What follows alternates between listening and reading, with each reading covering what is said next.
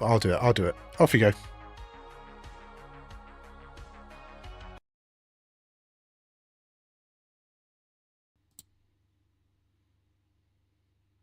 My idea to get us all in our t-shirts.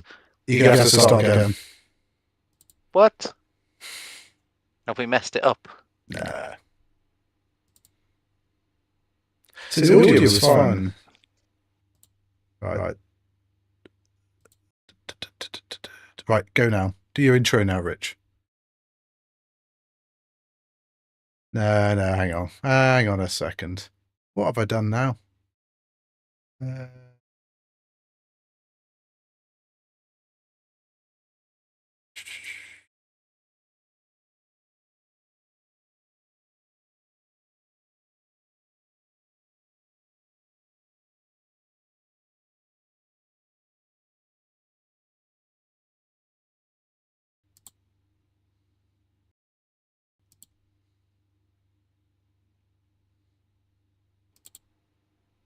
Just try talking there. Hello. Hello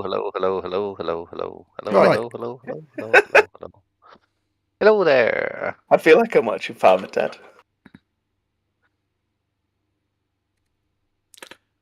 Weirdly, I can hear myself. Do you want to just add Ryan back into this group, by the way, rather than bringing him in later? Because it's just fiddly. Or do you want to do this? Just do the intro, you go. I'll work out audio.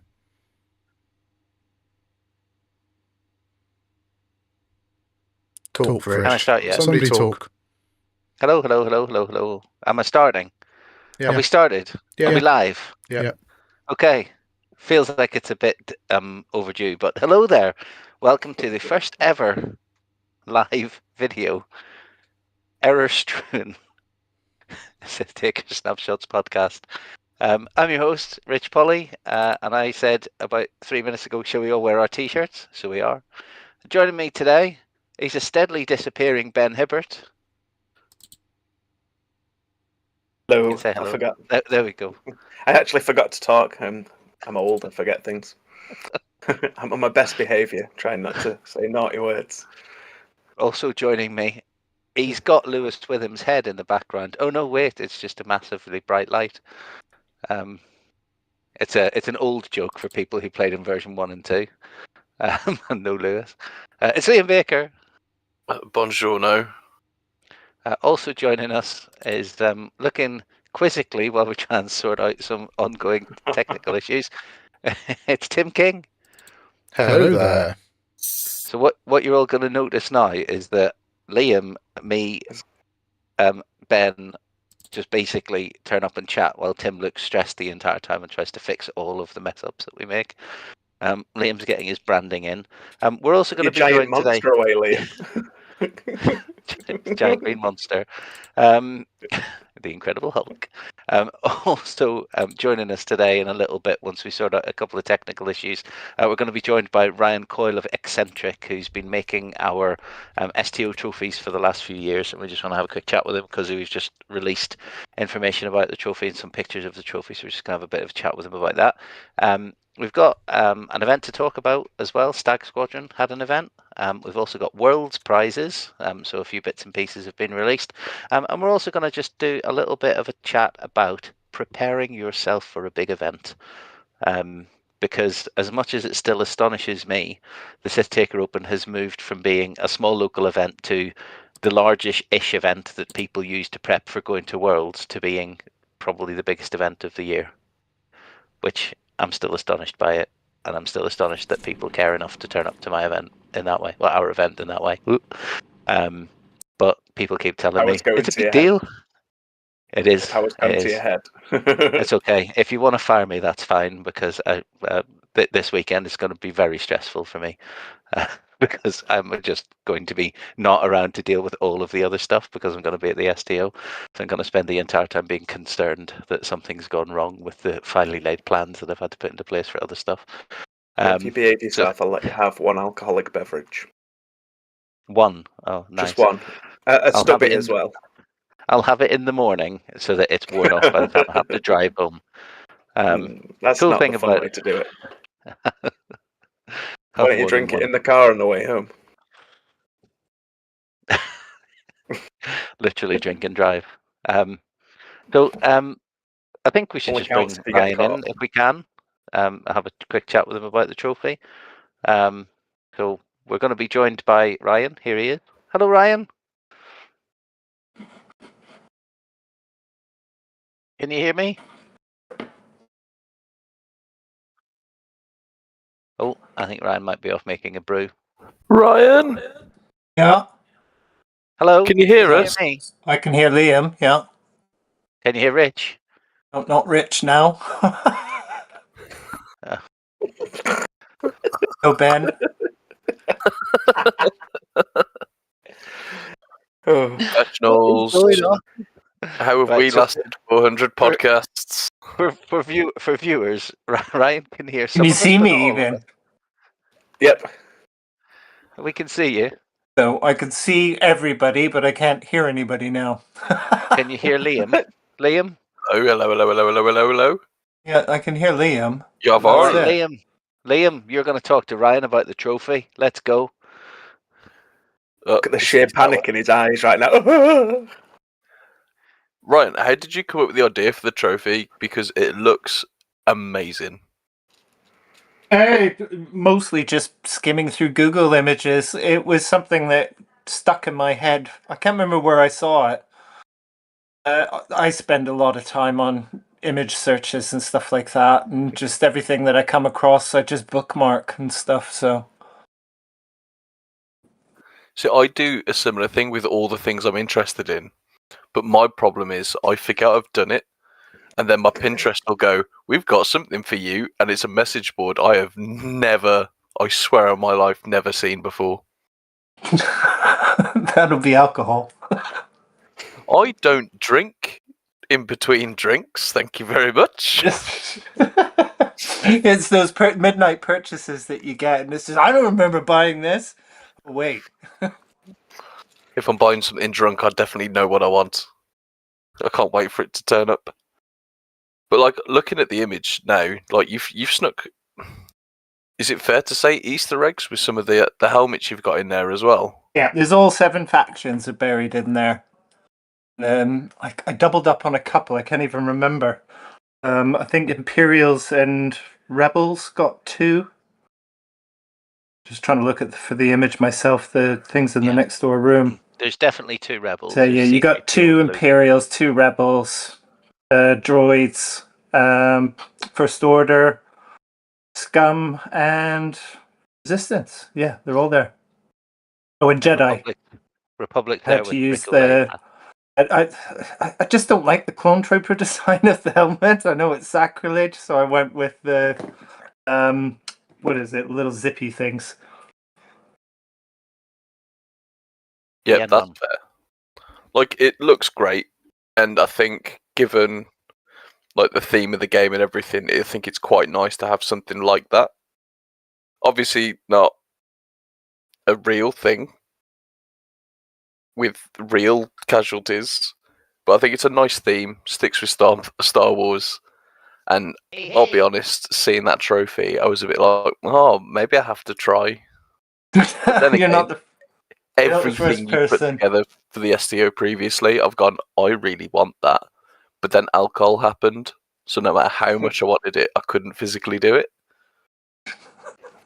But I'm a new man this year. You deserve that because you drink Stella, so you're a bad person already. I'm looking forward to seeing everybody this weekend. It's going to be good fun. I can't believe it's only, 5 days away. And we go up on, head up to Richard Greenaway's place on Friday, and then we all pile in the car and head up. So, early evening, I guess we'll be up there.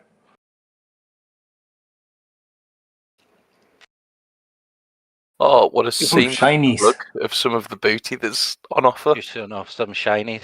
I mean, what's funny Rich is is that because back. the I can video's hear here, Rich now. I can do that. There's all the Lego that you can win from bounties, Rich, plus a you bunch may of want other to show stuff. those bits off again because I was showing off the trophy.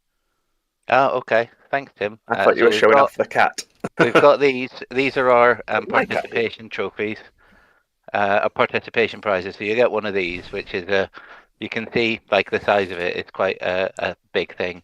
Because Rich's head is massive. Yeah, it's about the size of my head, as you can see, because things are far away, not small. But yeah, very sparkly. Force tokens. Hey, We've kitty also cat. got a new bit of news today, which is that the Day 2 doubles event, the winners of that are getting a lightsaber each, which is pretty fun for a little bit of a side event. So we suddenly came into some lightsabers, so we've decided to be generous and give them to the people who play doubles on Day 2. So I expect the levels of sweat involved in that to immediately increase. But yeah, we've got a bunch of stuff. As I say, I can turn my thing that way, and you can see the big cupboard full of Lego that's going to be given out for bounty prizes. Not even everything. There's loads of stuff. Basically, my entire house is piled full of things. So, yeah. What are you going to say, Liam? Your house is up for grabs at the STO. If you want the litany of issues that comes with being a homeowner, we probably need a new boiler soon. What about that gutter? Have you fixed the damp in the back room? And so on and so on. Why don't you just remove the gutters? You don't need to replace them then. Yeah, Why don't you that's remove true. the roof? That'd be double the issue solved. I tried that briefly when a builder just vanished off site and left me with a hole in the roof of my house. I wouldn't recommend it. It's it's a little bit uncomfortable. So anyway, we're going to chat about a bunch of stuff. We've talked a little bit to Ryan about the trophy that we've had this year. I mean, it's fair to say that you've exhibited a lot of different skills and techniques over the last 3 years, Ryan, with the things that you've built for us. So can you hear me, by the way? I'm just checking. No. I would take that as a Liam, no. Liam, you're going to have to translate. Rich said, Ryan, that your stuff's really sick, and you've exhibited at least 2 skills. Oh, he's saying 3 now. 3 skills. Three more than Liam has ever had. I can paint So- the lines. So it was we had the I can the stick Naboo- pieces of wood together. There's 2 at least. we had the Naboo diorama, which was a miniature modeling diorama. Then we had the helmet that was a hot rod paint scheme, and then we've got this, which is basically a sculpture. So it's 3 different, for me, pieces of art, and they are pieces of art. They're not little things. They're really, really cool pieces of art that people can win and take home forever. So It is a travesty Tell him one that. of them ended up in France. can you tell Ryan that I've said that his stuff is art? Ryan, Rich said your stuff looks like art. I could see everybody's box lighting up, and then eventually Liam interjects and says something. That's all I'm getting, I'm afraid, guys. It's not working. And sometimes he can be lying to you as well. Oh, that's not true. I did learn some sign language though. This is helicopter. This is pig. Just out of interest, how big is the actual trophy? Because it is hard to see the scale, but I guess with the actual... Because they're actual proper helmets, aren't they? No, they're small helmets. Ah, boo. I'm just messaging Ryan on Messenger, so hopefully he can tell us how big it is. The helmet. Wait, no, this is getting worse. The trophy.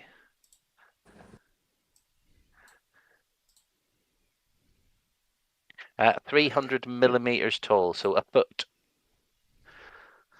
12 inches. 12 inches tall. I mean, that's still... That's really good for like a trophy to go on your shelf as such. What's that in freedom? That is freedom.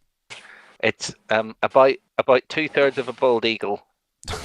No, but inches is what the Americans claim is freedom, isn't it? So it's 30 centimeters. Freedom unit. Yeah, 30 centimeters in. Oh, there you go. There's a good way, rather than just go up the thing. Just I do remind. draw one issue with it, and it's the fact that General Grievous is dead. That upsets They're all me. dead. Maybe it's one of his spare masks. Yeah, because he's well known for having more than one face. But I think you'll find he has loads of replacement parts, which is shown in the Clone Wars. Idiot. Right. Okay, we're gonna carry on with the podcast. We're going to talk about a few other bits and pieces as well. If Ryan can hang out with us as much as he wants to via the medium of Liam giving clear and accurate descriptions of everything that anybody else says. Oh, I've got a wife. That's not a dog. Nope, that's Mrs. P. Looking at me, wondering what's going on. So, we're going to chat about the very quickly talk about the Valentine's Stag Squadron event. So, the usual half-term event that Marcus has run for Stag Squadron. We've got 18 players. That's good. Marcus is getting big, good numbers at his events now. 18 kids turning up for these. I know that past and current pupils come into them as well, but the event was won by one Flint Solo. Once again, loving the nicknames that the guys are giving themselves on Longshank. Particularly Spin Path 2012. I suspect that he is in a rugby Discord somewhere as well. But yeah, you've got like Clara Ben Kenobi and Darth Barnaby and all sorts of things like that. Marcus got 1 loss and 3 draws, which is an amazing thing to see. Using first order, but the winner was Flint Solo using Scum and Villainy with Armed and Dangerous Boba Fett, Paylob with Pre Vizsla and the Moldy Crow title, Old Terok with Fearless Commando Optics, and Ahab with the Shield upgrade and the Mark Table closure. People who don't remember what Paylob does, he steals focus tokens. And evades. People, focus or evade token from that ship to yourself. So you transfer one. So you yank a token off somebody that's in your firing arc, and he has Moldy Crow, so he's got a 180 firing arc. In this build, he's put Pre Vizsla on, which adds the coordinate action to Paylob, which is pretty neat because Paylob gets the store focuses with the Moldy Crow title. While you perform a coordinate action, you can choose a friendly remote instead of another friendly ship. Doesn't matter. And instead of performing an action, that remote relocates forward using turn or 2 straight or whatever. Is a homing beacon a remote? No. I have no idea. What's a homing beacon? It's on Boba Fett Armed and Dangerous. While you perform a lock, you can spend a charge to ignore range restrictions. So no, it's not. No, so there isn't any remotes on here. He's on there to give him the coordinate action, which is a solid choice for a Hawk to get a coordinate on it somehow. But yeah, with Boba Armed and Dangerous being a really dangerous piece to hunt down individuals, small ships, Old Terok being a really solid piece, and Ahab getting to roll additional dice against ships larger than you. Crazy. It's the one that I always think it is when we talk about the other ones. And it's the guy who gets to roll extra dice against big ships. Pretty good against other scum lists, I think, which is always nice. I do like seeing the Old Terok out and about. It's also nice to see the Armed and Dangerous Boba as well, especially when the other one, the Build Your Own, is so strong. So it's people taking this cheaper version, which will still inevitably bring a sense of dread to your opponent, but in a lower ship count meta is still very strong. You've got a cheap filler in Ahab, and then Palob's just like, oh, you got focus, no thank you, I'll have that, thanks. Yeah. Alright guys, I'm going to love you and leave you technical glitches and all. So, best of luck on your 400th episode. Cheers, Ryan. Toodle pip. Cheers, Ryan. Hello, dude. Now the dog has arrived. Oh, There oh, she is. oh. And she's off again. So You you see my got, Chewbacca onesie sitting on behind me. Whacking Gonzalez in the chat saying congratulations to the 400th. So I see Greg from Nickel City and Nick from 312 Squadron popping along to say hello as well. So Hello. Hello. thanks to Ryan for tuning in, but audio being what it is, like I set everything up and it was working perfectly before we started streaming, and then it just dropped again. So I've sorted it all out. We genuinely even did like a test this afternoon, like because he'd not been on Discord for ages. So we logged on and checked to make sure that we could hear each other and everything like that. And it's just weird because being able to hear some of us sometimes and not other ones other times.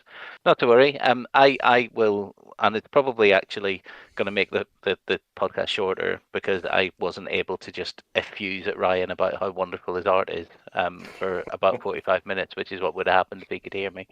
So Liam being very succinct was probably for the best. But yeah, basically the trophies that he does are absolutely wild and his experience and his skill of what he can do. The price that he charges us for them is absurd. Yeah, because he does like movie standard like prop making, doesn't he? So he's like he's proper like top notch stuff. I would say I don't know if you guys. Disney.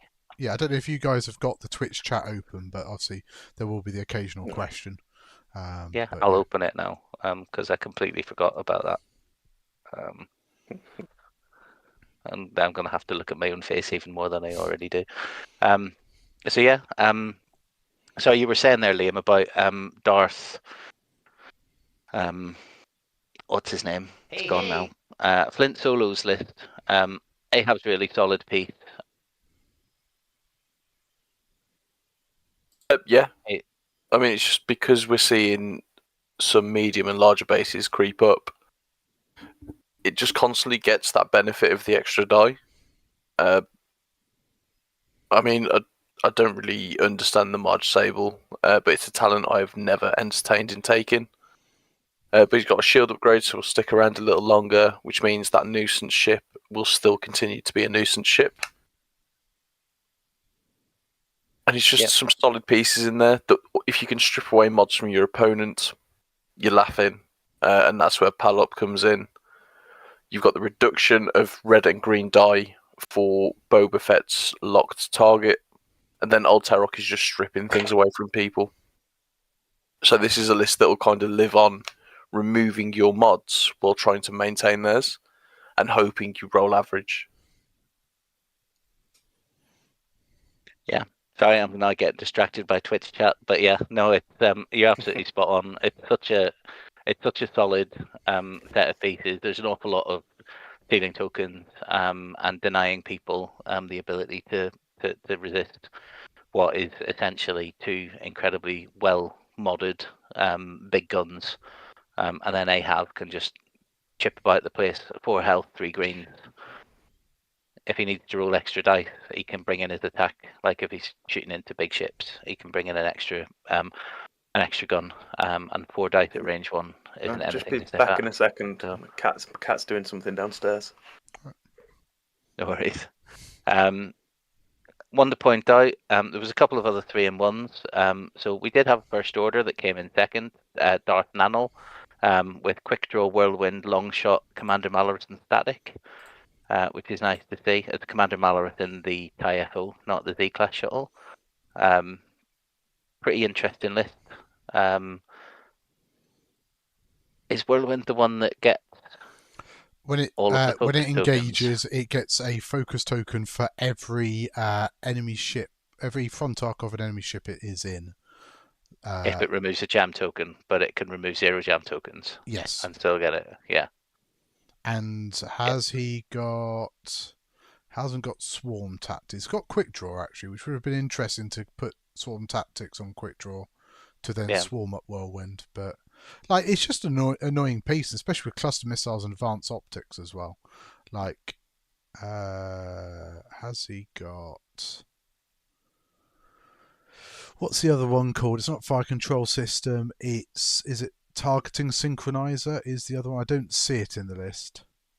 That's one that allows you to shoot munitions. Yeah, if a friendly ship at range 1 to 2 has a lock, you can basically fire special weapons that require the target lock prerequisite.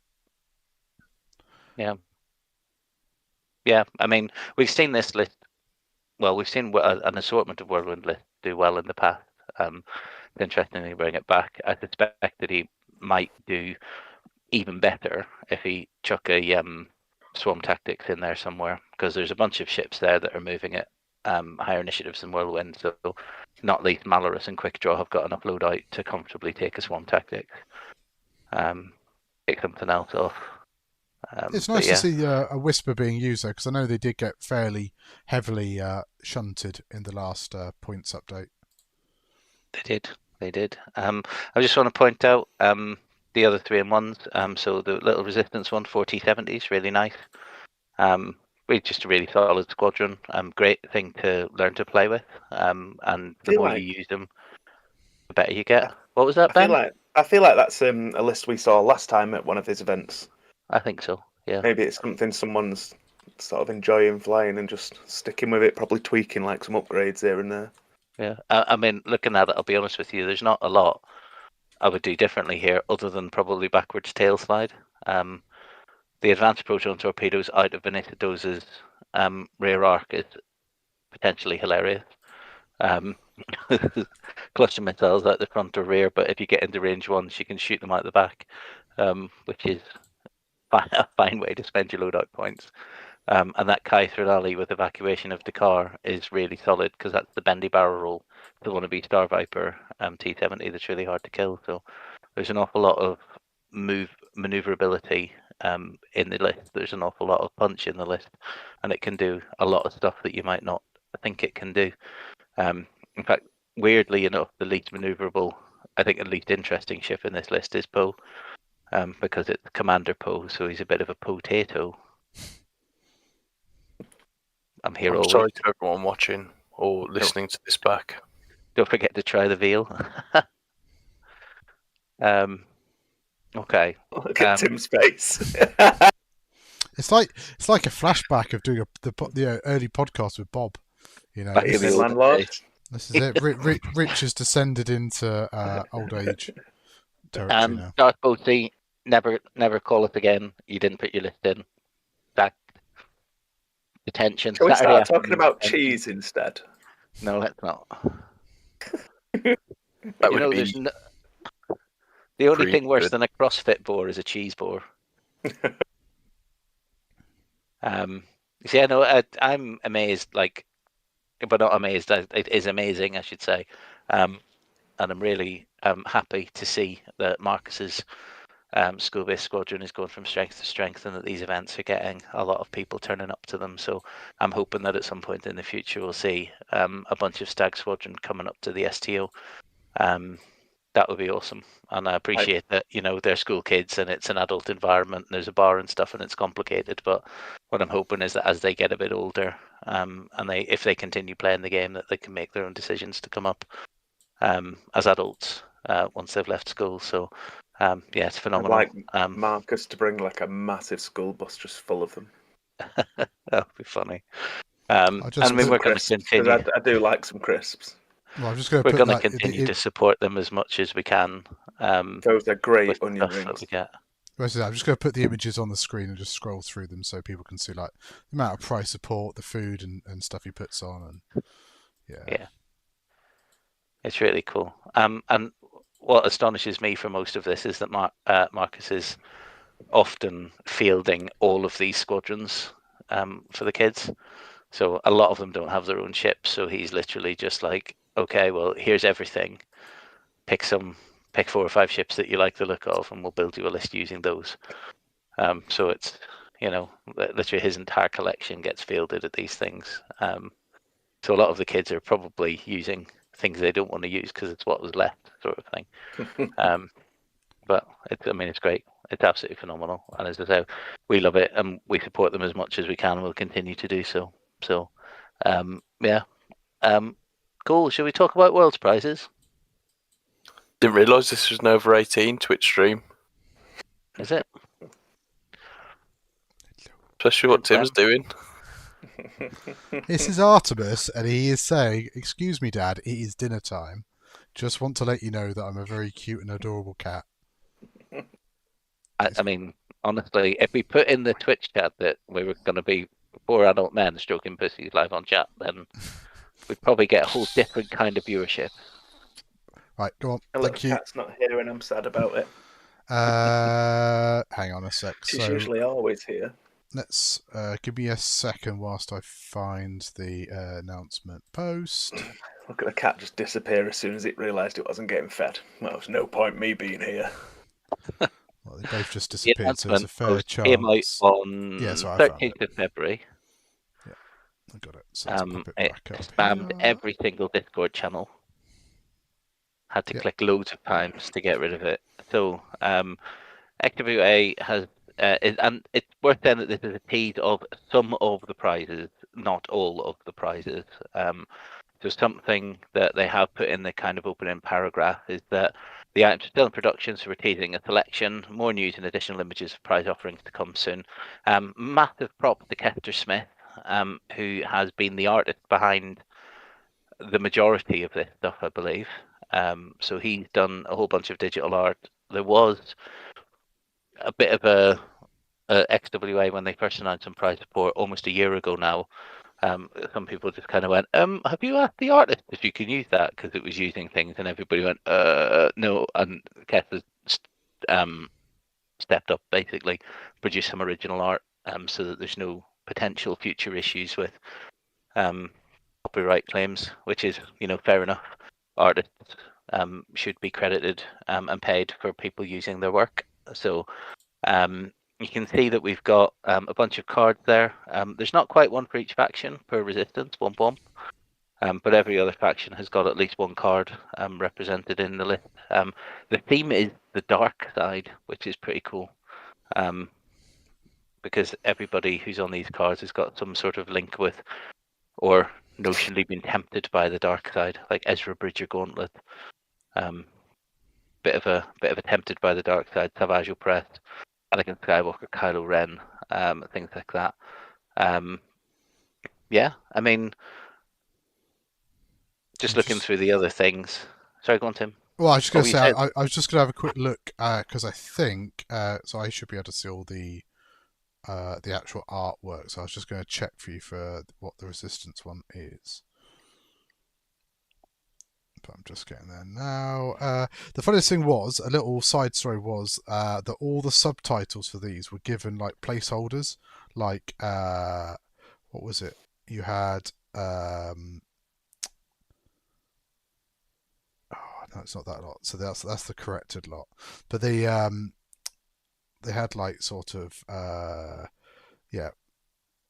Anakin was spoiled Gen Z brat.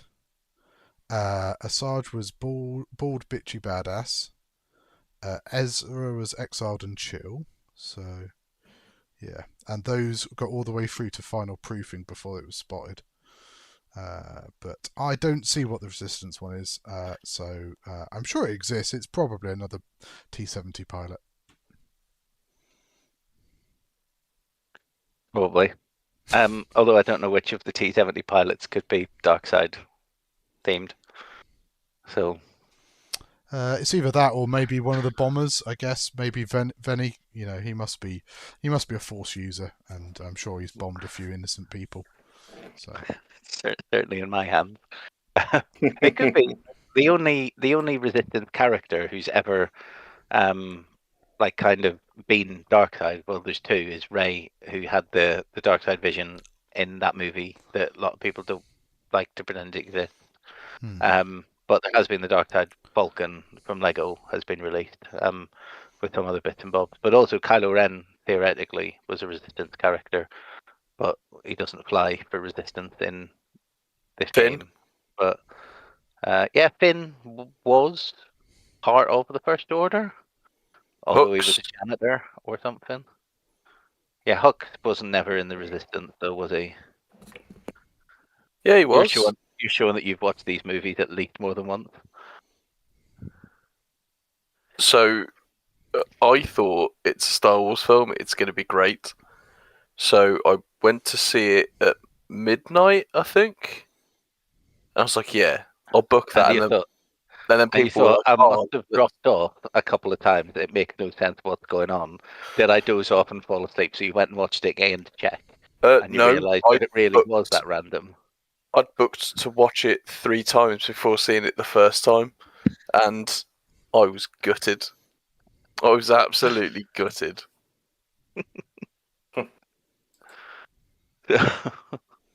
I mean, what I like about these cards are really cool. They are world exclusive cards, so if you want to get your hands on them, it's particularly in the short term, you do need to go to World at Adepticon to get your hands on them. As well as the cards, there's going to be an exclusive patch.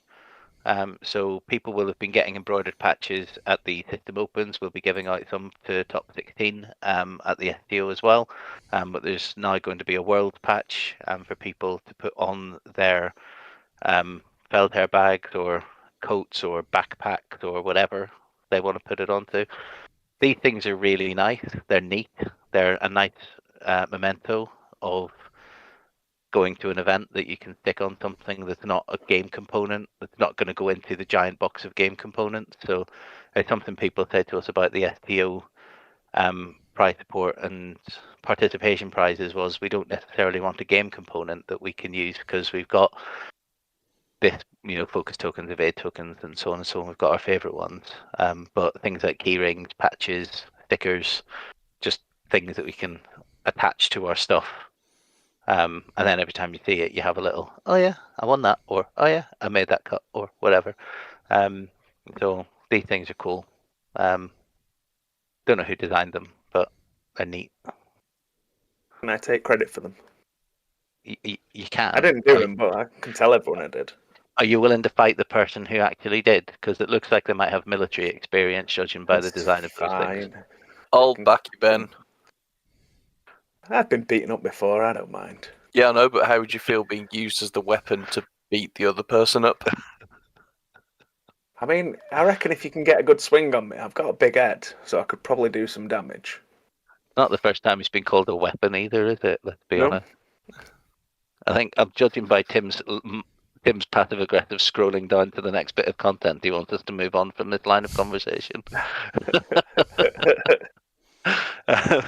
So the next thing is, as pointed out, XWA has added ancient knowledge as a scenario.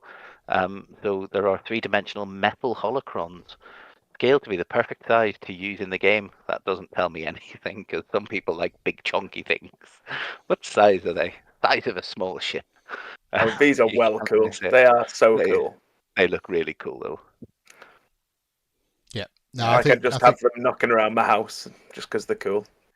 Yeah. The XWA prize chat, I've not been involved too much. Like I'm watching sort of from the outside. It's been a really good melting pot of enthusiastic and skilled people when it comes to producing prizes, and Louis involved, Dylan, Martin, a few others, Kester, and the ideas are sort of bouncing off each other and sort of honest critiquing of stuff and just trying to make it sort of the best quality prizes they can. So yeah, it does look like they've really done a good job with these. Yeah. So these are participation, by the way. So that's amazing. Everybody's going to come home with at least a few caltrops to scatter around the floor and upset their whoever they live with. They're basically D4s, aren't they? At this point. But as well as that, you're going to get some ancient acrylic ancient knowledge charge tokens that you can use to power the scenario. So at the minute, you just stick in whatever charge tokens you've got on the table. So this will be some scenario-specific ones, which is a neat thing again. It's always the challenge with prize support is finding stuff that people want and will use that they don't already have.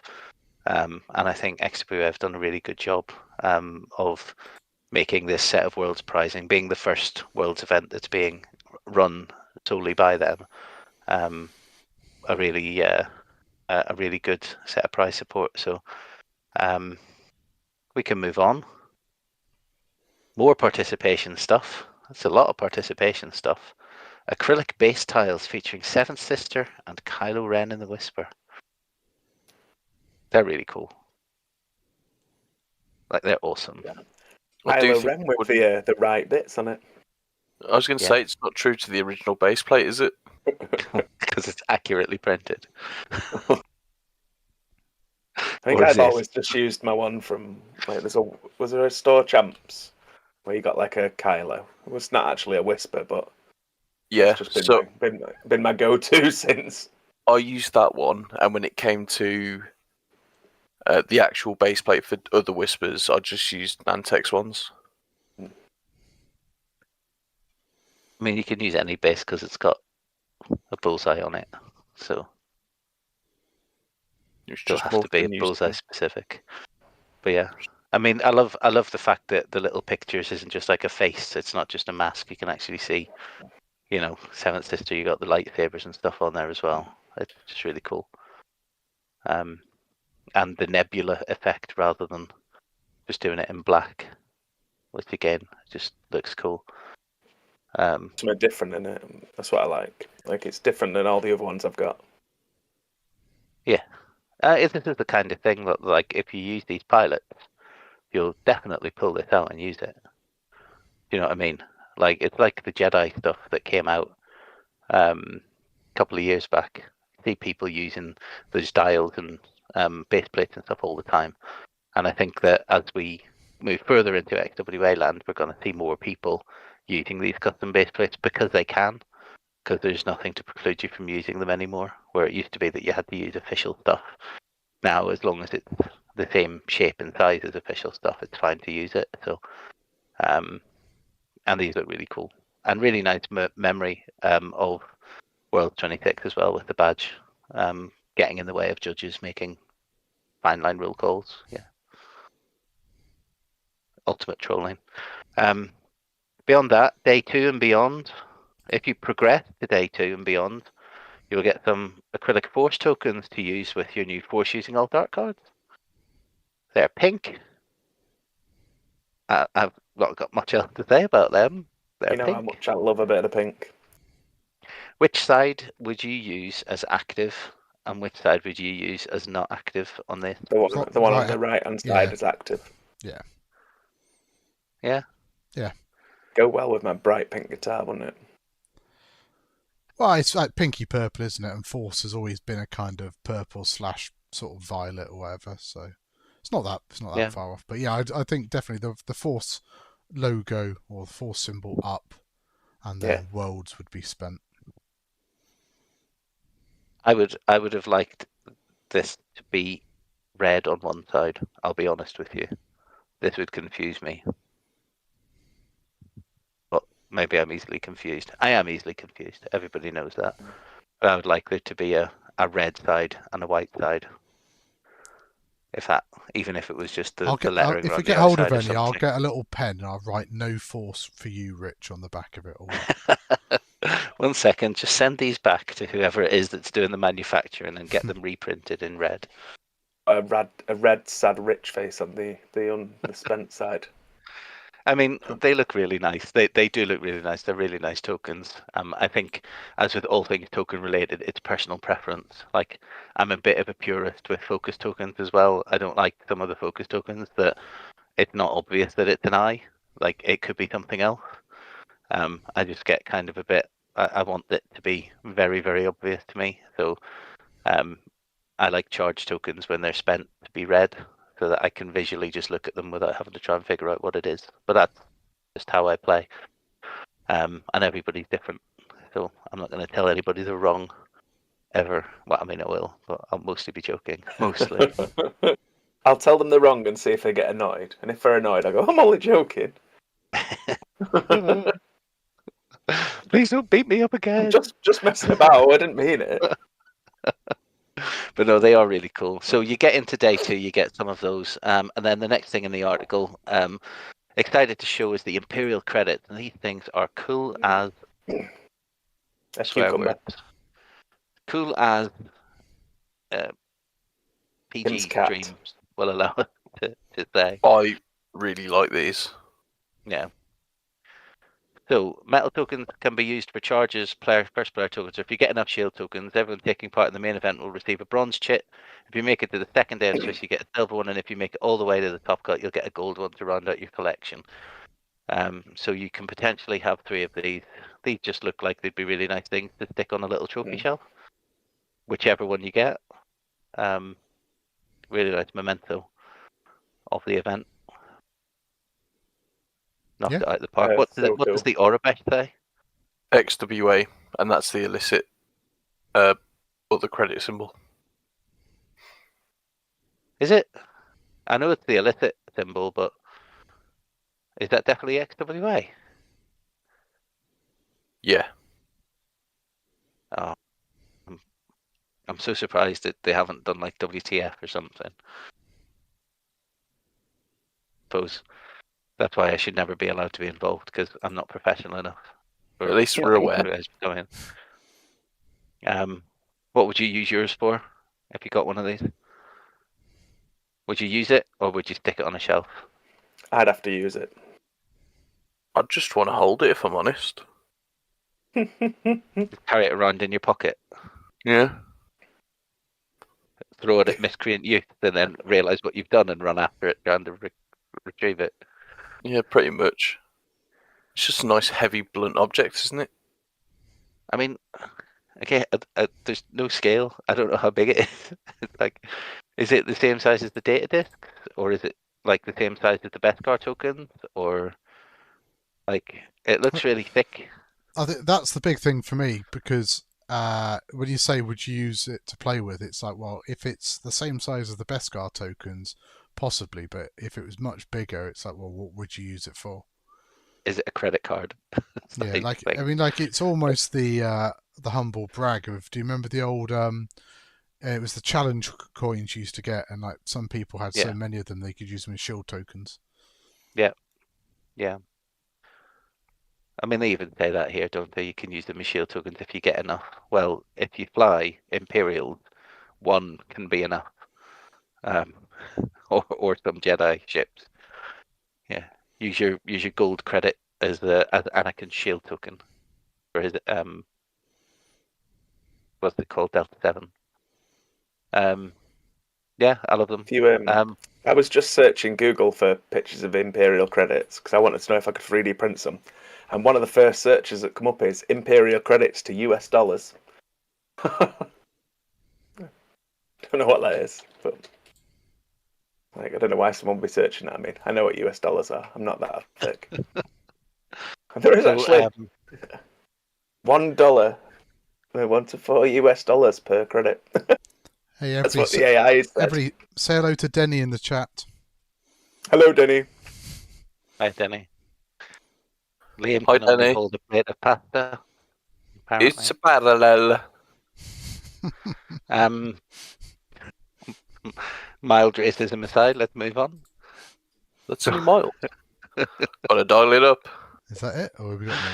So it says we're going to have a trophy for the eventual champion. There will be prizes for those who do well. And while we do want there to be some surprises, I wouldn't be too surprised if there were a small number of those octahedrons that we love to hate sprinkled in there somewhere. So at some point, there is going to be a few people winning dices.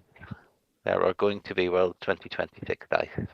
And they are going, by the looks of this, going to be like a unicorn poops to get your hands on, which is pretty cool. Once again, XWA just kind of going, well, we only weren't allowed to use third-party dice because FFG told us we couldn't.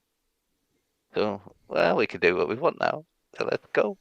And I looked at getting some D8s done for the STO, and getting custom D8s were incredibly expensive. Because you're basically paying for the design and the die to be done, and then you've got to like get hundreds and hundreds and hundreds, or even thousands of the things made to make it, down to a reasonable cost. At which point they're not. You don't want them to be event specific, so you can't like make your crit symbols, STO symbols or whatever. You have to try and make them all the same. So, Ben's been interrupted by Goblin Junior. I know he can still hear me, so he's going to come back with a torrent of abuse. But that's it. That's what they've spoiled. With more to come. I'm interested to see if we'll find out more. Perhaps we can bully Nick Sperry into revealing some over the STO weekend. Perhaps, Tim, I'm hoping I charge you with that. I'm hoping I can bully Nick Sperry into having a cement mixer. I don't think you have to bully him. I think you just have to put one in front of him and say, drink it or you're not leaving. This is a British tradition. Whilst you are here visiting our country, you have to, partake in our customs. And everybody's there going, partake in our culture. Cultural exchange. Chicago gives us deep dish pizza. What's it when we go to Chicago? We go to, what was that place called with the deep dish pizza? Giardino's. Chicago town. Giardino's deep dish pizza, and Nick gets to drink cement mixers in the Blossoms. We don't call them cement mixers.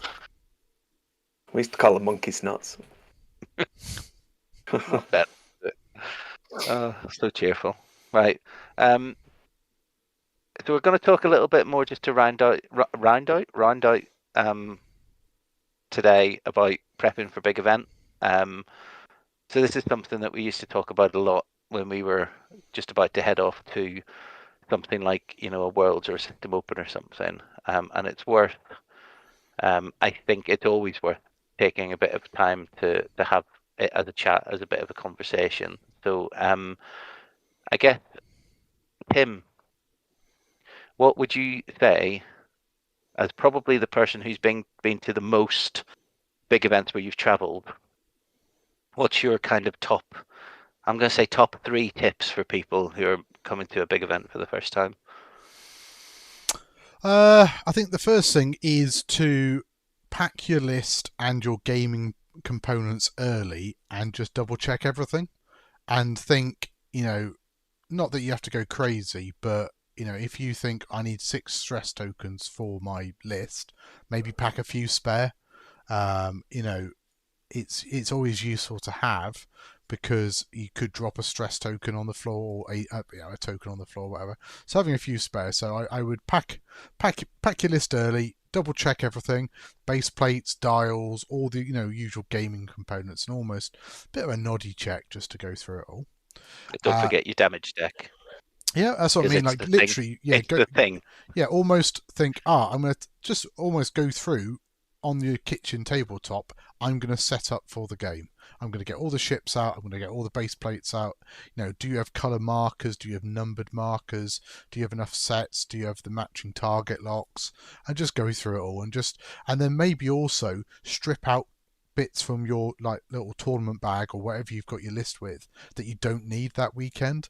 If you had a second list in your bag and you don't need to take it with you, maybe take that out, or take out some spare game components, just so that you've got what you need plus a few spares, and it's all nice and tidy, and just makes it easy setting up at the start of games, and obviously don't want to forget anything. I know a lot of people have a tournament bag. Yeah. I think that's the reason why people forget things. They've got their general play bag that they'll bring to club night that's got a bunch of random, a bit of everything in it. Use whatever. Just change the ships, but have all tokens and everything. I think that's one of the reasons why so many people forget the damage deck, is that lives in the general tournament bag, and they get out everything that they need for their tournament list, and they look at all the cards and they go, right, I need 3 force tokens, I need 12 charge tokens, I need 14 shield tokens, blah blah blah blah blah. Put it all out there, right? I've got everything there. That's all in. Ships are in, dials are in, base plates are in, and then the damage deck stays in the normal bag because you don't think to check it. It is worth, before you come to the FTO, checking your damage deck has still got the right number of cards in it. I think it should have 33. Yep. It's worth going through and checking and making sure that it does, because often cards get lost or dropped or whatever, and you don't really realise. But we do occasionally check damage decks, particularly towards the sharp end of the room, where we'll just go up and say, can I just check your deck? And most people go, yeah, sure, fine. And it's never been a problem, but we don't ever think, because ultimately approach as a TO has always been, if somebody's going to try and cheat, they will. So we want to assume that people won't. So we give full trust to our players. But obviously, if somebody does get identified as bending the rules to their own advantage, then we have to come down on that quite hard. So it's worth not making the error of only having 32, or accidentally removing all your direct hits from your damage deck, for example, and only having 27 cards in it or whatever it is. So yeah, Liam, well, Tim, you've given us advice number one. I'm about to say advice number one. Prep. So yeah, that's the prep. Then the next thing I would say is food and water. Or energy drinks, caffeine, basically fuel for your tournament. Like when we play at a venue like Element Games, where the bar's right in the gaming hall, they're literally only going to be serving us. It's pretty easy to get fed and watered, but if you're going to like really big like conventions and stuff, and maybe there's long queues for the water fountains and stuff like that, making sure you've got a decent sized water bottle. I always have something that I can kind of graze on as well. Like you guys, I know, have had great fun at my salted peanuts and Haribo Tangtastics that get chucked into a Tupperware box, and I just basically graze on that through the day because it gets me a bit of protein, bit of salt, bit of sugar, and it just sort of just keeps me going through the day. Certainly have an empty water bottle that I can fill up at a fountain. Make sure that I've maybe had a monster or got one in the bag. White monsters are the best, as we know, Liam. It's what makes heroes. But like it may also be just making sure you've got money to be able to buy food and drink. Like you don't want to go to these events and not being able to eat halfway through the day. Like certainly for the Sith Taker Open, I mean, are we potentially looking at 6 rounds with a shadow round? So is it 5 Swiss and 1? 5 Swiss, and then the first round of cut will be played on the Saturday night. Yeah. So like if you are in the hall and having to play in that first round of cut, then that's a long old day. Like if you allow 2 hours for a round, you're going to be in that gaming hall for 12, maybe 14 hours. Have you got food and water and stuff to keep you going? And then my final thing I'd probably just touch on is comfort. So making sure you're wearing comfy clothes. So we've got these nice like wicking like t-shirts, which are really nice in big hot sweaty rooms. I often wear shorts. Even if it's fairly mild out, not too warm, not too cold or whatever, because when I'm in the hall with 100 other gamers, it's all that extra heat that's being generated. I've just got a new pair of insoles for my shoes for this weekend, but so that I've got nice comfy feet. Because I'm going to be on my feet all day with the stream. Like I'm not going to be sat behind a desk just commentating. You know how my stream works. I'm going to be up and down around the table, headset mic, stuff like that. So I'm thinking about my feet and how I look after my body and stuff. And this is it. Like Craig Reed was one of these gamers that we always used to see at events. Always used to be sat down. And I'll tell you now, the older I get, the more I see Craig, and I think, when you can sit down, sit down. This is the old adage of like, why run when you can walk? Why walk when you can stand? Why blah, blah. And like literally, if you can take a break. So if your opponent is flying, I don't know, 6 TIE fighters and a gauntlet, and they're like, right, I'm now going to do all my TIE fighters, grab a seat. You might be sat there for 5 minutes whilst they do all their maneuvers, barrel rolls, repositions, and just take the load off your feet and just be comfortable. Again, it's a long day. Pace yourself. I mean, I could talk about other things. In fact, one small thing I will say is power bank or charger. Like these days, we're doing a lot with phones and like long shanks and stuff like that. So making sure that you can take pictures, talk to friends on chat, power bank and stuff like that. I was gonna say about sitting down when you can, particularly in rounds 1 and 2 when you're excited and there's a nervous energy, and it's you've been waiting for this and you're really invested in the game and you want to be like in it. You kind of are going to spend a lot of time wanting to stand up to watch what's going on. Really, if you start looking after your body, your back, your hips, your knees from the start of the day, if you only start sitting down when you start to hurt, then you're basically in a war of attrition. So you need to be doing it from the outset. Good shout, Tim. Thank you. Just a quick one. Cryptic 800 in chat has asked if we need to print lists for the STO. You should have your list in a format where your opponent can easily see it. So if that's easiest for you to print it, then great. Print out a copy so you can hand it over. On Longshanks, on Launch Bay Next, you can generate a QR code that your opponent can scan, and they'll be able to look at your list or import it to their Launch Bay Next. But yeah, just some way that they can look at it. Something that's also worth remembering is that Longshanks, you will have to upload your list before the event anyway. So you will always be able to see your opponent's list by just going onto Longshanks and clicking on your opponent's name and looking at their list. I think it's always a bit of common courtesy at events. I don't mind bringing spare copies of my list to pass across the table. Now, I may deliberately, like, they will be single sheet list of ships and upgrades. I'm not going to print you the fancy, this is what everything is. I'll show you the cards if you want to read the cards. But yeah, equally, if you're going to use Infinite Arenas, and I think Infinite Arenas is allowed, print another copy of that off and then just pass that across the table for your opponent, because that helps them during the game. If they're trying to refer to a card, try to work out what's on there, if they've got a copy of it, they can see. But yeah, this is it. Like, one of the things I did, certainly at Worlds, I literally at the start of the event, I was importing my opponent's list into Launch Bay Next every time, and I know I banged the drum for Longshanks and streaming to put everything Yasby because it helps me as the streamer. But as a player, I'm quite happy for you guys to take the list and put them into your Launch Bay Next to have a look at. Even build the list yourself, as if you can't scan the QR code or whatever, and just have that as a reference tool. It's really useful to have Launch Bay Next in your sort of pocket. Yeah.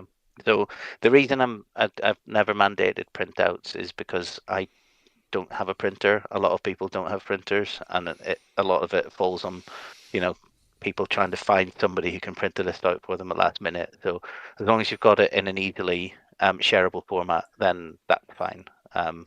Liam, what are your words of advice for somebody going to a large tournament? Denny has suggested that don't get drunk the night before because it is a long day. Is what should maybe be one of yours? Hi, Chris. I don't know. Like, sometimes you just have a good time once the bad time has ended. But it is just make sure you've got your snacks. I prefer the Wolverhampton charcuterie board, which is pepperami and mini cheddars. Good old can of Monster. Nicotine. Keep me focused. But because it's a hot room, something like this, just a little fan. Keep you cool. You're never this prepared, don't lie. Oh, I'm going to forget the fan. I mean, let's be honest, this is Liam since he started judging at the WTC, and we have been across in Belgium in some pretty hot days. And yeah, when you're walking around the hall in 40-degree heat, it does make you think a lot more about these things. Yeah, at one point, I think it was the first year I did it, I thought I was just judging an event next to a reactor in Chernobyl. It was roasting. But no, make sure you got maybe like a flask, keep a cold drink, keep your temperature down, just have something to nibble on, get up and walk around. Like, play as much of your game sitting down as possible, but make sure you're still stretching your legs. I am a person who has no good knees. So, like, I've got a heated knee massager, which in Belgium last year absolutely saved my event for me because I couldn't walk properly. I had to sit down, put the heated knee massager on. Then for the next 3-4 hours, I was absolutely golden. And because I've got so many things that require power, as Tim said, power banks. Yeah. Cool. If you need a quick high as well, Element sell lots of different types of glue. I mean, possibly going on with like your knees and stuff, like even some paracetamol, ibuprofen, that Yeah. sort of thing. Just Nah, That's what I Nah, was going to say. I always have some in my bag just in Paramol case. and sulfadine. You can take both of those with paracetamol. They do have codeine in them, and my God, you will float. You will have the best night's sleep ever, but you will float your way through that event. Previous years, I've been too drunk or suffering from adverse cheese, and I've been dragged through the event through the inevitability of time passing. I know. Whoever knew that cheese came with Jaeger bombs? Mind your business. Blossoms is a reasonable establishment, I'll have you know. I will not have their menu criticised. Ben, what about you? What's your kind of go-to tips? I mean, it was a lot about the painkillers because I'm old, so I always have painkillers.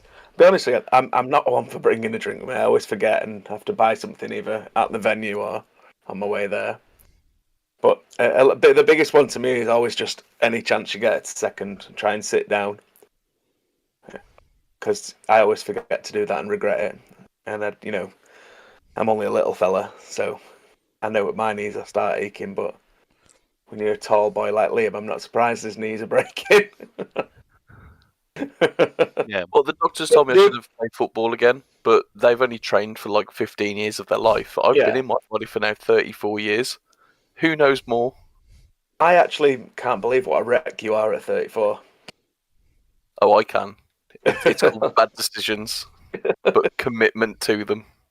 The other Go one on is then. just make sure you do go and have like a bit of a mingle and speak to people and enjoy the room as much as don't stress too much about like doing well. Just go and actually get out, speak to people. Even people you may not know, just go and have a chat with people at the bars and things like that. Yeah, I was gonna So say that's like a big part of the tournament, isn't it? That kind of forget about it. It's supposed to be fun. It's supposed to be having a laugh. It's not always about just going and winning all the time. I mean, it's a I think- social event, really, isn't it? Yeah. And you Oh. got to remember who you speak to, because I spoke to Matt Coggins 3 times one year, and I was like, I didn't know you were at the STO when I messaged him on Discord a few days later, and he was like, we spoke 3 times. I'm like, I am sorry. I mean, that's the thing. It's Was a competitive. that It the is a cheese day, competitive. though? It is a competitive event. There are going to be winners and losers. It's we've had Niels Detert on talking about mental health and that headspace you can get in either the good headspace or bad headspace, and it is tough. Like we all will have those bad games. We will all be blaming dice at the end of a game, or even we might be honest with ourselves and just be like, I flew rubbish in that game. This that, and the other. But ultimately, just chalk it up as one of those games. Move on. Try and enjoy the next game. But yeah, I think actually, like you say, Ben, talking to people, like talking to your opponent, I find taking photos, helps me remember the games and what went on. Chatting to people between games.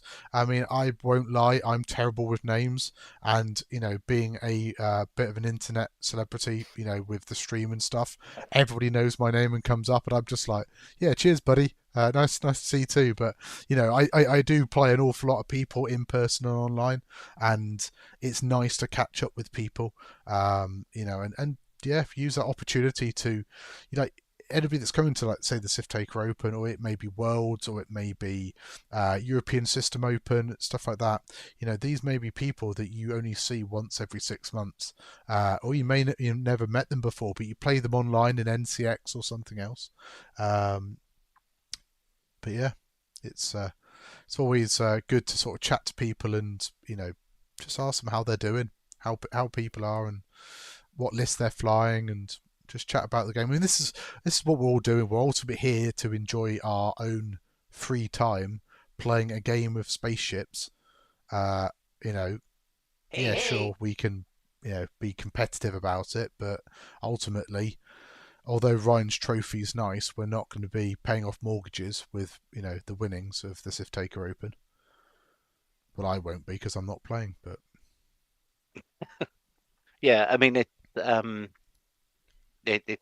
just to back up a couple of things that you guys have said, and what known in the trade as an introverted extrovert. So I'm really extroverted in small groups of people that I know well, but if I'm in a massive room full of people that I don't know, then I'm incredibly introverted. I don't like talking to people that I don't really know. But you always have something in common with people. So when you're sitting down putting your list together, if you don't know anybody, just chat to the people sitting next to you. If you don't want to, there's no need to element. There's a big room. There's space No, for you a lot of have people. But you've then got the person that you played in round 1 that you can talk to, and after round 2, you wander the room if your game finishes early, have a look at other games, have a chat to people. The element game store is there, so there's always something to go and spend money on. I remember the last few years watching Alex Burt coming back in and going, I'm only 50% of the time here for X-Wing. The other is me spending all my money in that shop. I'm going back for my 4th go. Just kept going in and buying more models, more paints, more brushes. There's an awful lot of stuff in there to look at. Sadly, not so much X-Wing as there used to be. It's been replaced by Gundam robots now. The wall that used to be full of X-Wing is now Gundam robots. But my kind of thing is to always just bear in mind that if you don't sleep and don't eat and don't hydrate yourself properly, then you'll play terribly.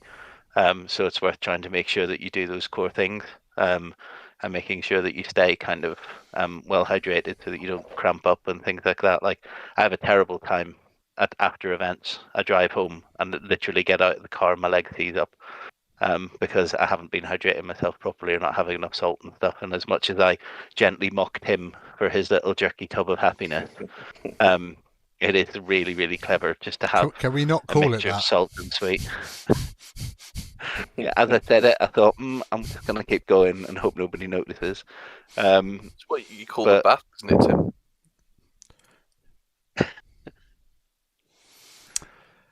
Lou the Lunatic, hello, welcome in chat. He says, is the podcast always live? No, it's not, Lou. This is the 400th episode, so we thought we would reveal ourselves to the world at large, and experience some audio issues, and me occasionally Through some gang signs. Well, me occasionally put my Discord chat up on screen instead of something else because I've forgotten. But yeah. Should be live every week. I don't think we could handle it, but it's so we could look at and see what people think. But yeah, any other questions? Push production quicker. Well, I mean, this is it. I mean, I'm still going to put this up as a podcast. It will be available to watch on YouTube and Twitch. But yeah, it's more just the fact that we've been doing this for 400 episodes. It felt like we should do something different. This is fair enough. Yeah, definitely. But yeah, looking forward to this weekend though. Yeah, I mean, I'm really looking forward to it, and I'm just astonished that everything is as prepared as we are. I've even made QR codes to stick on places for people to find our Discord server where we're going to make announcements, or like the Longshanks page for day 2 or whatever. I'm going to put QR codes around the place for people to use. It's got to the point now where we're finding things to get ready rather than panicking that things we need to get ready aren't done yet. So I'm really, really looking forward to just seeing everybody that comes, particularly, as I said earlier, I'm inevitably going to be heads down busy for the morning bit, but particularly on Friday night and then later on Saturday when the event has actually started, when we're wandering around the hall and stuff doing judging.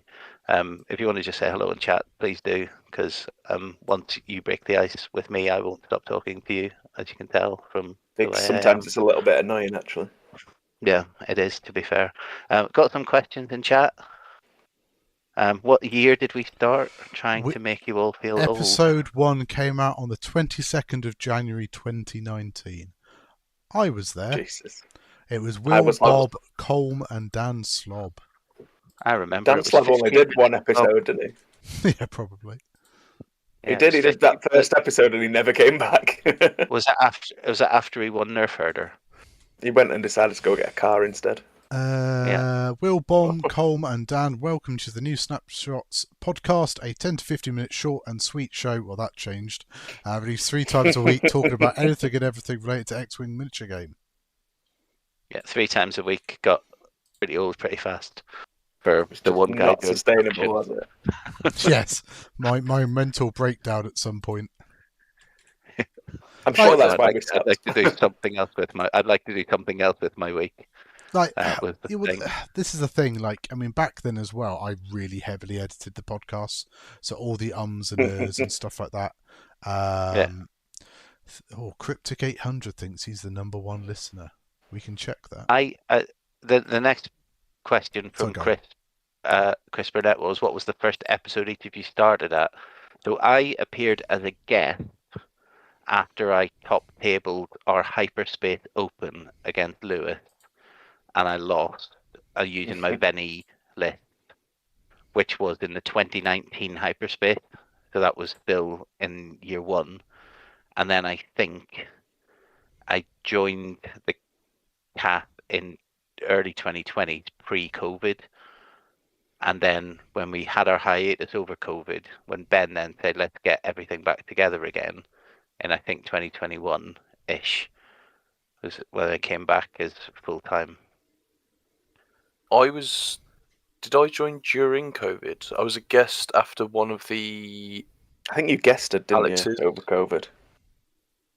Quite a lot. It was one of the galaxies, and I think I just started turning up. You basically asked, didn't you? You asked to join the squadron as a whole, and then we wanted another voice on the podcast, and we knew that you had opinions, and they were usually bad. And nothing better to do. That's true. Nothing's changed. I think I came on before that System Open that Jack won. When was that? You were on before me. Yeah, but you Jack came on more regularly than me, didn't you? I used to just come on every now and then. When Will first started, he actually wanted me to come on and start with the first episode. And I told him that I wasn't interested in podcasting, but here I am all these years later, I obviously was. So we've had 229,911 plays since we've started. The #1 listener is Tim Open, who has played 1,470 plays, or had 1,470 plays, which, considering we've only got 400 episodes, he has played some of them an awful lot. Rick Cooper is second on 911. And then random users after that. Matt Coggins in third. Liam's dropped to fourth. Yeah. I started listening to rain sounds to go to sleep to instead of the podcast. Is Will Pentar still around? By the way, we do see Will in Element Games. He still does other games. He turns up every so often. He dropped back into X-Wing a little while ago, and basically just got the yips about how complicated it had got, how different it had got from what he was used to. But he also, our squadron, our regular game night, got quite small for a while. There was only 2 or 3 people turning up. It's grown again now. But Will was kind of saying, well, I come down, I'm playing Ben 3 times, and then I'm going home again, and I don't have to do that. I'd like to play other people. So he just kind of dropped back out of it. But he's also, got married. I still see him. Yeah. I was at his wedding. Yeah. I was at his stag do, but not at his wedding. You were at his wedding, but not at his stag do. What do you call it? Groomsman. I was a groomsman. Yeah. So yeah, he's still around. Was he at the STO last year? He turned up. Yeah, he came. Come and see me because he wanted to talk about guitar with me. Yeah. But I'd message him actually, either tomorrow or Wednesday, and see if he's going to bob in and say hello. But you'll know because you'll hear him. Yeah, and he's massive. You can see him from miles away. He stands over everyone. Yeah, and he's probably noisy. Like one of 2 people in UK X-Wing taller than me. That's what I was about to say. Yeah, he's a big lad. He's got a busy job now. He decided to retire and get a busier job than he had before. Yeah. I mean, that's always the way with the military, though, is that, you have this, he's an important job at the end of his career, and you think that, and then you go to Civvy Street and you think, oh, it was actually not too bad in the military. Hello, buddy. Yeah. So I was saying, Tim, you were doing that. Are we done with that? I think so. I mean, like Skyfall is the most played on SoundCloud, but we know that's because that's the default one, or the I don't know, the focused one they do. But like, there's a That's few the other one where episodes. Will just went off on one about Nantex, isn't it? He was defending it. Yeah. Yeah. And there was like 3 voices attacking it, and I was like, "No, I'm with Will on this." So Columbus has got the most plays, followed by London. So that's Columbus, America. Columbus, Ohio. So Columbus, Ohio.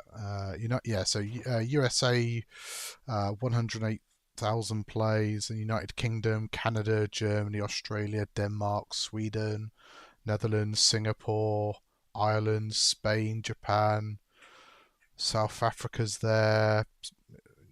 New Zealand, Switzerland, Brazil, Iceland. Yeah. Seychelles. I'm guessing that's somebody on holiday, probably. There was one time where we had like 6 plays from Russia. Yeah. Yeah. That was worrying. I mean, there's now the small ones. You don't know if this is somebody forgot to switch the VPN off, so they're accidentally listening to it on a rerouted via Germany, so that they can listen to the adult content in the UK that we produce.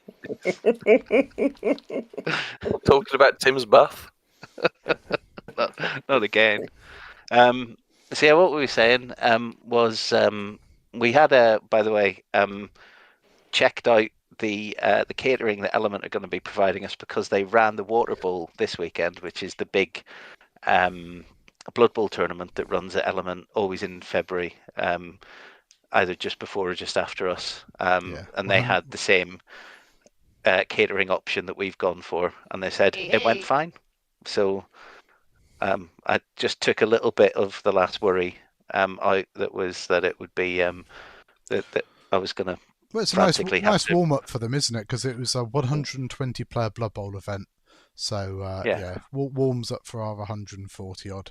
So actually, first event without Rupert as well. One more tip for people travelling. Now that you've talked about GW players, just everyone bring some spare deodorant. We don't want to be lumped in with the GW players. Element, you can actually buy deodorant behind the bar. Yeah. Is it an aerosol? I used to bring. Yeah. Let's go. I used to bring a spare T-shirt, because I know how much I sweat when I play, and especially in a hot room. And I used to always have a spare T-shirt that I could just change into at the end of the day. Or you Sith take a wife beater. Oh, that was the August event, wasn't it? The hyperspace trial. Was it a Store Champs? It was a Store Champs or a regional or something, and it was in August, and there was about 90 people in the room, and it was about 40 degrees outside, and it was hotter inside. Well, it can't have been 40 degrees, but it was like high 20s outside. It was hotter inside. It was over 30 inside. No air conditioning. Windows were trying their best, but put the big desk fans around the hall, and all that was doing was blowing the smell around from the people standing in front of them. And that was just from Rich. Yeah. I mean, this time of year it will be a bit better, because we are literally single figures for the temperature. So I mean, the room itself will warm up, because human bodies are like radiators. There will be a bit of heat, but it won't take a lot for us to open a couple of windows and just get a through breeze if we need it. You bring layers. This is the thing that I always say: is bring layers. Have a t-shirt, have a hoodie. As you say, wear shorts. Or if you're a real dad, zip up trousers. No, preferably just wear shorts. But then you'll always see people who are there in jeans, t-shirt, and jumper and be absolutely fine. So different people's bodies regulate differently. So it's worth just having a think about how you can regulate your own temperature when you come to the event, because you might be standing next to the fire escape, which will probably be open at some point to let some air through, so that some air flow through. So you might be chilly if you're sitting next to that, versus the other side of the hall where you might be sweating. So it also very much depends on what part of the room you're in. But yeah, it's something that I'm quite excited about. We've got a few younger players as well. Quite a few girls playing this time around as well. I'm not going to make a big fuss about it, but it makes me really happy to see that there's some younger players and some female players. It's not just going to be a sea of middle-class men, middle-aged middle-class men playing X-Wing. I mean, obviously we'll be in the majority because wargaming, but yeah, little bit of diversity never did anybody any harm, so I'm really, really chuffed about that. I think probably time to wrap up. Well, I'm running out of things to talk about. It's 10 o'clock.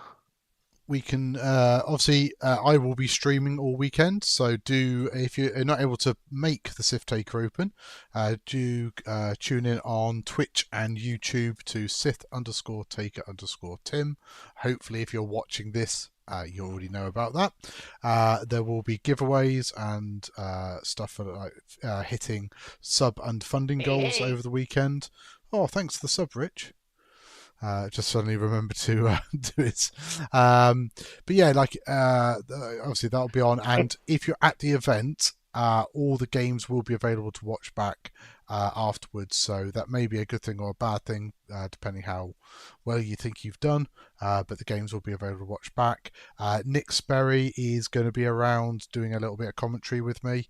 I'm trying to work out a little commentary setup to go alongside the stream. I know Nick from Firecast Focus has said he'll be around. Nicky from Tin Squadron is offered to help out. Nick Firecast is playing now. Oh, is he playing now? That's fine. Yeah, that's good. Flipped. I've had multiple people like him and Funwalk saying, "Oh, we'll come and help you with the stream." I'm like, I'll be honest with you, I kind of have a one-man setup, and I've already got Nick Sperry and Nicky wanting to help. It's like I was gonna have like half a dozen people around. What are you two up to? But almost set up a second table. But yeah, to come and check out the stream. It'll be greatly appreciated. And final thing, well, I'll do it with my shout outs actually. The final thing.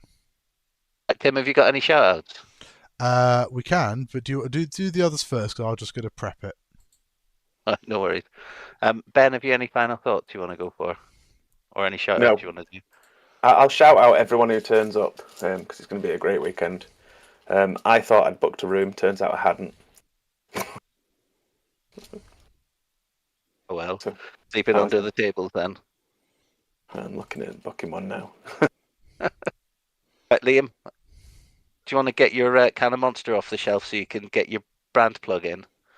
Even a white monster, what a loser. This is Nitro. What a loser. It goes down smoother on an evening. White monsters for the morning. Or if you want a fruitier taste, you go for a Pacific Punch as a evening tipple. But I'm going to shout Gordon Brum, U3, Ryan Coyle as well for making the trophy, and honestly everyone helping out with the STO, and it'll be good to see at least 90% of you there. The other 10% are making the room too warm, and I will be vocal about that. Sorry. I mean, we have booked the side room as well, so not all 140 people will always be in the hall at the same time. There's a side room? Yeah. Yeah. Where? It's where the old offices used to be when before the warehouse moved out. So you can book it. It's right at the far end, right at the far end of the shop. Right at the far end of the shop from the gaming hall. There's a door through to what used to be the offices. It's called Warlock's Retreat. And we've booked that as well because we thought briefly that we might need to put some games in it, but we don't think we will now. But because there's not going to be an awful lot of space in the hall, because we've crammed so many people in to play games, we've booked that so that there's a bit of breakout space that we can use during the event. So if you just want to go and sit somewhere and chill out, we'll probably serve the food out of there and stuff as well. So yeah, bit of space. Cool. Shall I do my bits? Yeah, I was wondering if Liam was done. Because he just kind of Well, this stop is talking at one this is point. linked to Liam as well. So Yeah, go on. You do your bits. Liam's now panicking, going, "What is he going to reveal?" So What have I yes, done? What have I done? I'm pregnant and you're the father. World Team Championship. I know we mentioned it. Coming back to Mechelen in Belgium in August. That is the 11th to the 16th of August. If you go to wtc-belgium.com, takes you to the website, and you can see if you go into X-Wing events, you got the European Continental System Open, which will be happening on the Thursday and Friday again, and then the team event, 5-player teams. You don't need to have a country you're representing. Literally grab yourself and 4 squad mates, form a team, buy a ticket, and that's all you need to do to get yourself entered. I think we've sold 3 team tickets and about 15 System Open tickets already. But it's a really good event. Looks like we are currently capped at 84 players for the X-Wing European System Open and 30 teams for the X-Wing team event, which is 150 players. But that will be a very good few days. We've had an additional new judge. Don't know if you want to announce that, Liam. Yeah, we've got Andrew Prevost. We were very England based, and now we've expanded. So now we've added a Frenchman to our ranks. So the judges for WT next year are myself, Tim, Adam Freeman, and Andrew Prevost. The full-time judges. There is potential, I guess. We've had a few offers from people that may not play in the singles event, but maybe want to help judge and stuff like that. But yeah, I think what the big thing I felt last year is that I wasn't able to contribute as much as a full-time judge with the stream. So I'll be taking a bit more of a step back from floor judging and just be looking after the stream really and a bit of TOing, and then that allows Liam and Adam to have an extra pair of hands helping out with floor calls. But yeah, that's the news so far. Awesome. Oh yeah, if you can bring Matt's, bring Matt's. I mean, I'll bring mine for the stream, but I know you've got a stream one. But it flips over. We're using it for a board game the other day, and it's got a sticker on the back that says Timbo Slice, and my girlfriend was like, "What is this?" And I was like, "It's a thing." We've got a bunch of Element's got so we've got 142 players if everybody turns up, which is 71 tables. Element's got 30 mats. We've got 6 or 7 as STO that we've bought and acquired over the years. So we basically need the same number of mats again from the community. We've got some Sharpies, like gold, silver, bronze Sharpies that write on the back of mats well. We'll have those with us. If you want to bring a mat, you want to write your name on it. If you put your mat on a table, it will stay on that table for the full weekend. If you give it to us, and we'll sling it on a table, but we won't necessarily know which one's yours. So it's probably, if you want to know where your mat is at all times, then turn up with it on Saturday morning. And if there's a table that doesn't have a mat on it or that has a non-X-Wing mat on it, just put your mat on that space. We've got a bunch of stuff that's going to make the stream look really good. Just want to show this my shout out. I want to shout out Cockatoo because they make us things like this little bumper. We've got a blue one, and because we're going to have it, we're going to have a blue corner and a red corner. So somebody will win those as well at some point. We don't know how we're going to do that yet, but we're going to get rid of those bumpers as well. Might even give them out over the stream. I'll have it. Something like that. But we've got a bunch of stuff basically that we're going to be giving away via Tim on the stream. So some of the participation prizes for people that haven't been able to get here, we're going to be able to offer out, as well as hopefully a few other bits and pieces from our prize pool. So my shout outs are going to go to everybody that's helped us with the prep and the organisation and the running of the STO. Primarily, I need to thank, outside of the suppliers of the stuff, I need to thank Sean because he does all the money, because I can't be trusted.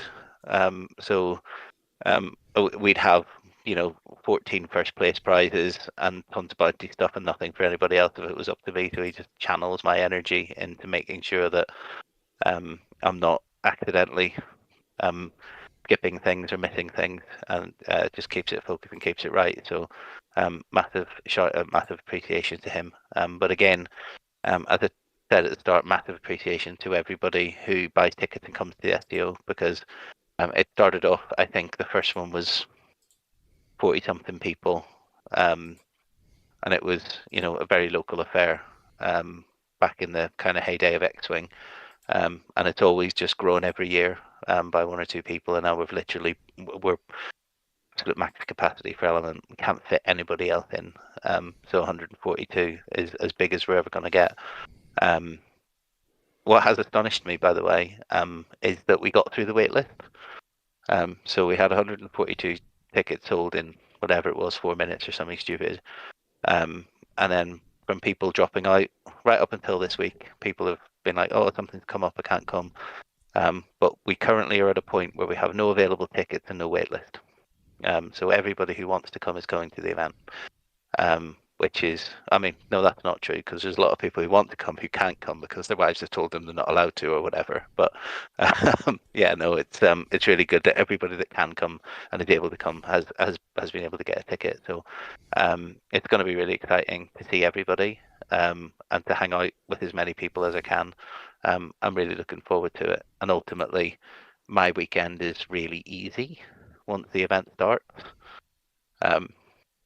Because all of the work's been done and other people are then doing everything. Thank you to the players and thank you to the suppliers. And again, thank you to you three, particularly I think to Ben and Tim for keeping the podcast going. And being really handsome. On. No. Yeah. You're not saying it, but your eyes say it. No, like during COVID when we stopped, it would have been the easiest thing in the world for us just to not bother starting again. But you two kept us going and kept the thing coming along. So I really appreciate it. So I think that's all from me. So we'll go around and do the goodbyes.